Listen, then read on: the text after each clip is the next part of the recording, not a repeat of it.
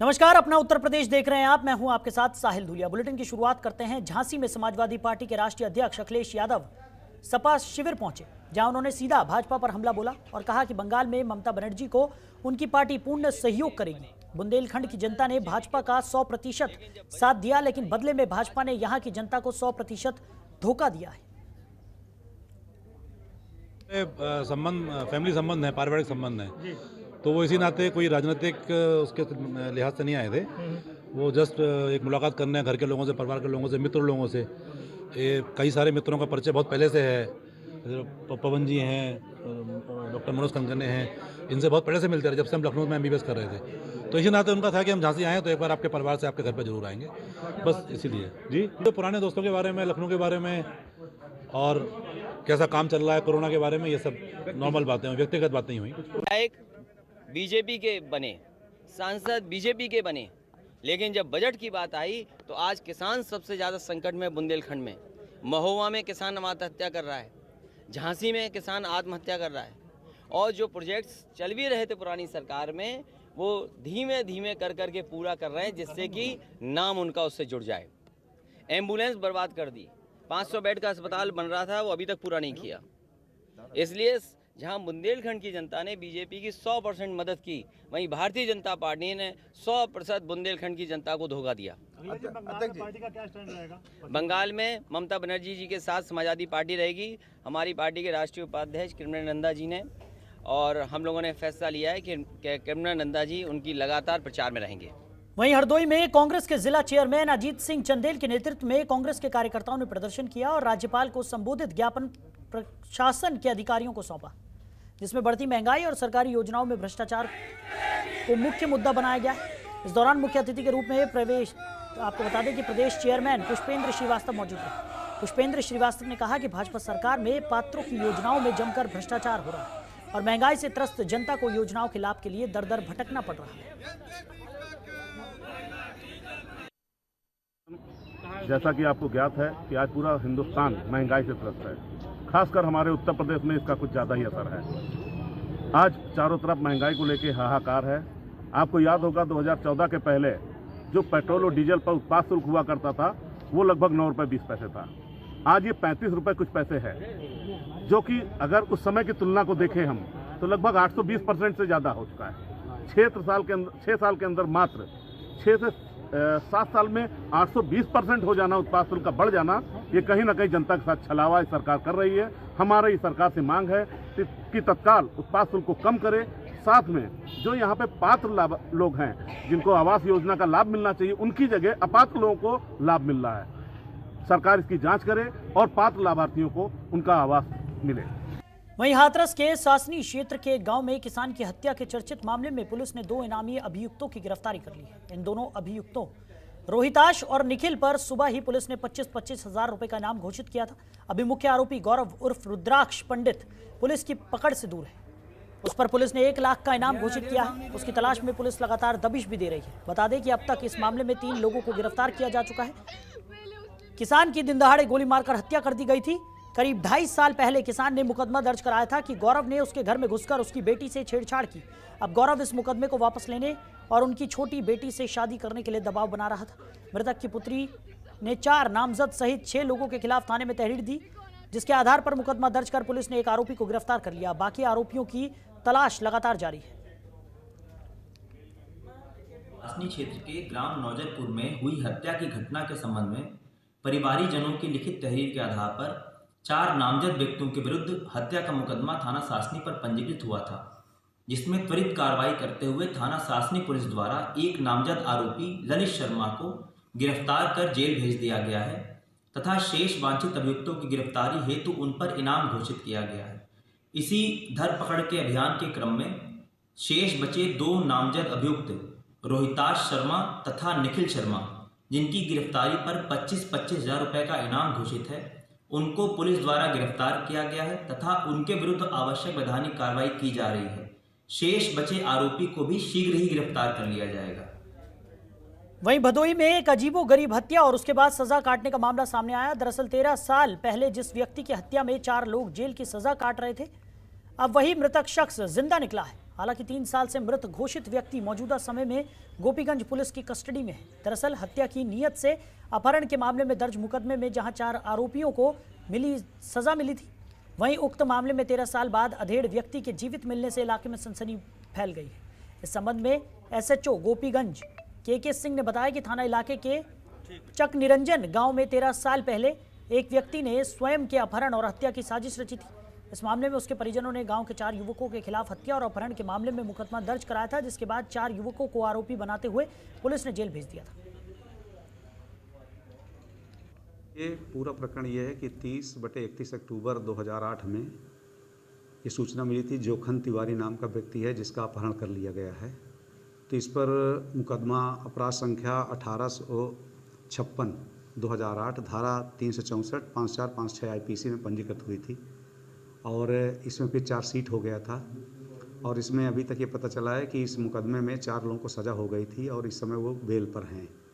आज सूचना मिली थी गोपीगंज पुलिस को कि वो व्यक्ति जिसका अपहरण हो गया था वो अपने घर पर आया हुआ है। इस पर गोपीगंज पुलिस थाने पर ले आई है, उससे पूछताछ की जा रही है और बाद पूछताछ जो भी आवश्यक विधिक कार्रवाई है वो की जाएगी।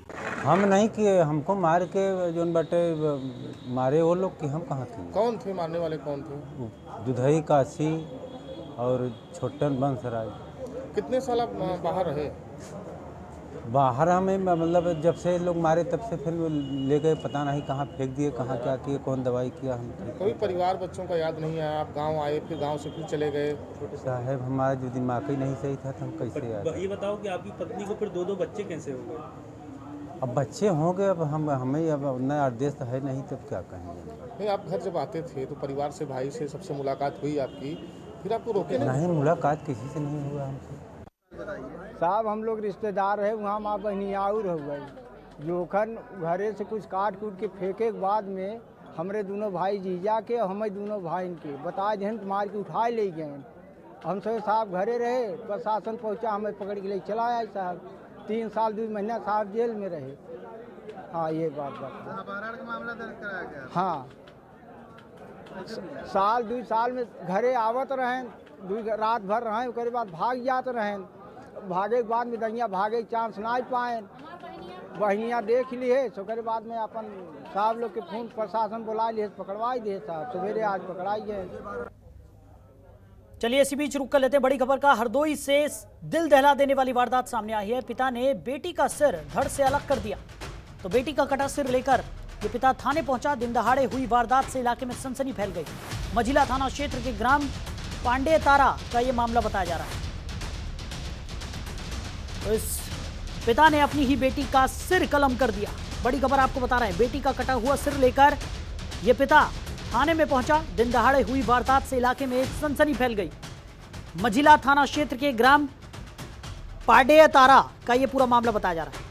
हरदोई से ये दिल दहला देने वाली वारदात सामने आई है, जहां पर एक पिता ने अपनी ही बेटी का सर कलम कर दिया। तो पिता ने बेटी का सिर धड़ से अलग कर दिया। बेटी का कटा हुआ सिर लेकर यह पिता थाने भी पहुंच गया और दिन दहाड़े हुई वारदात से इलाके में सनसनी फैल गई। बड़ी खबर आपको बता रहे हैं, मझिला थाना क्षेत्र के ग्राम पांडे तारा का यह पूरा मामला बताया जा रहा है।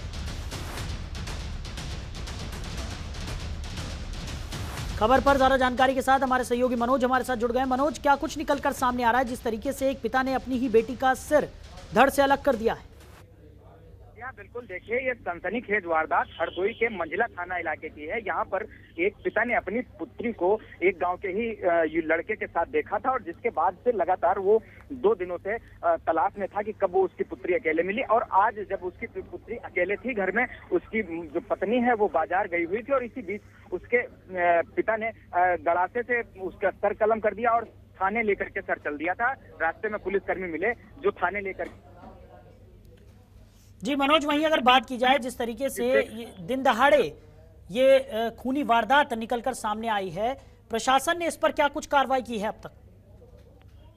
देखिए, जिस तरह से ये बहुत सनसनीखेज वारदात यहाँ पर हुई है, पुलिस ने जो सर है उसको कब्जे में ले लिया है। 100 जो धड़ है उसको भी कब्जे में ले लिया है और जो युवक है उसको थाने पर रखा गया है। और फिलहाल पूरे मामले में जिले के आला अधिकारी, पुलिस के आला अधिकारी मौके पर पहुंच रहे हैं और पूरे मामले में सख्त कार्यवाही की बात अभी तक जो अधिकारी हैं वो कर रहे हैं।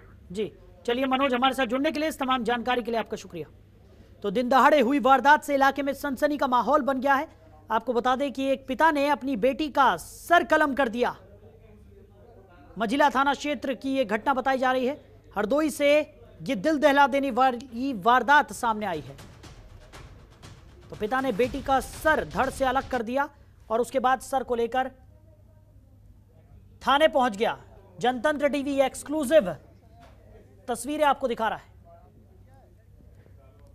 तो तस्वीरें आपको विचलित कर सकती हैं। मझिला थाना क्षेत्र की यह घटना बताई जा रही है जहां पर एक पिता ने अपनी बेटी के सर कलम कर दिया।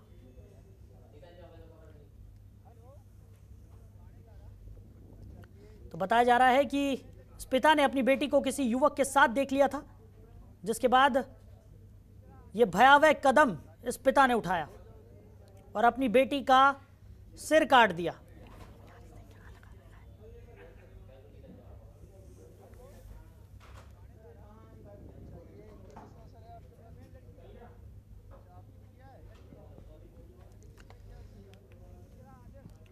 बड़ी खबर आपको बता रहे हैं हरदोई से। तो दिन दहाड़े हुई वारदात से इलाके में सनसनी का माहौल बन गया। एक पिता ने अपनी बेटी का सर कलम कर दिया और उसके बाद वो कटा हुआ सर लेकर यह पिता थाने पहुंच गया। वहीं अमेठी में मौर्य समाज के लोगों ने प्रदर्शन करते हुए राष्ट्रपति को संबोधित ज्ञापन एसडीएम को सौंपा। तो दरअसल पिछले हफ्ते कानपुर हैप्पीनेस उद्घाटन के समय जगत गुरु स्वामी राम भद्राचार्य की टिप्पणी से मौर्य समाज के लोग नाराज हो गए थे और स्वामी राम भद्राचार्य से अपनी टिप्पणी वापस लेने की मांग कर रहे थे।